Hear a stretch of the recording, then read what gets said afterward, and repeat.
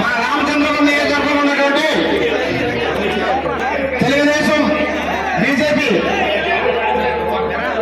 ఉమ్మడి అభ్యర్థి మన వాల్మీకి సుభాష్ గారు శాసనసభ్యులుగా పోటీ చేస్తున్నారు కాబట్టి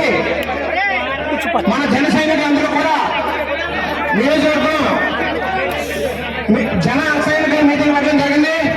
దీనికి మన ముఖ్య అతిథి అయినటువంటి స్వర్గీయ నంగవీటి మోహన్ రంగా గారు, తల్లిదండ్రులటువంటి నంగవీటి రాజా గారు ఇచ్చేది మన రామచంద్రపురం నియోజకవర్గంలో ఉన్నటువంటి తెలంగాణలందరికీ కూడా ఎంతో గొప్పగా చెప్పేసి ఇంకేంటంటే ఇప్పుడు ఉన్నటువంటి యువతకి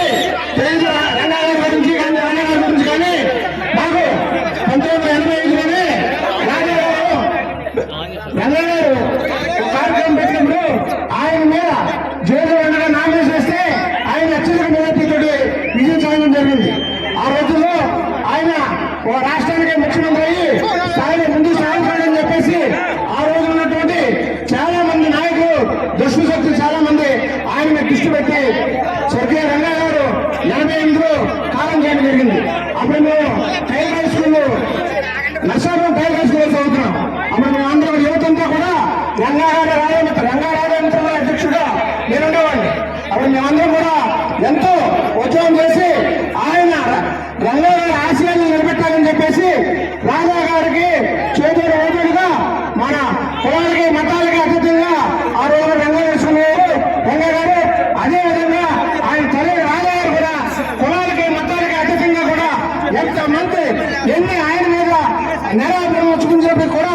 ఎవరిని లెక్క చేయకుండా మన రాష్ట్ర అభివృద్ధి గురించి మన రాష్ట్రం ముందుకు సాగాలని చెప్పేసి నారా చంద్రబాబు నాయుడు గారికి, పవర్ స్టార్ పవన్ కళ్యాణ్ గారికి, అదే రకంగా మన దేశ ప్రధానమైనటువంటి నరేంద్ర మోదీ గారికి కూడా నా వంతు ఉడతపత్ర సహాయం నేను చేస్తానని చెప్పేసి ఈ రాష్ట్రంలో జరుగుతున్నటువంటి అరాష్ట్రాలని కిందకి దింపి సైకిల్ దింపి సైకిల్తో ఎక్కించాలని చెప్పేసి మన స్వర్ణాంధ్రప్రదేశ్ గా ముందుకు సాగాలంటే మన ఆంధ్ర రాష్ట్రానికి నారా చంద్రబాబు నాయుడు గారి నాయకత్వం చాలా అవసరం అని చెప్పేసి ఆయన యువనాయకుడిగా ముందుకు వచ్చి యువకులు అందరికీ కూడా చేతులు ఓదులుగా ఉంటూ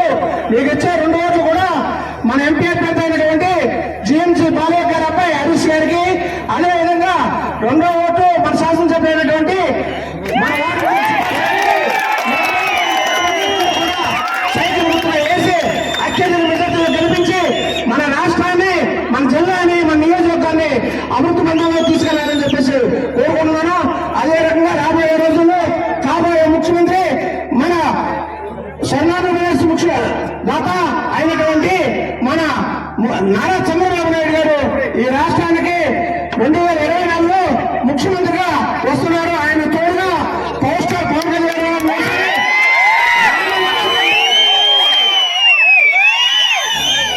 సైకిల్ దింపి రామలక్ష్మణుల పరిపాలన ఈ ఆంధ్ర రాష్ట్రానికి అవసరం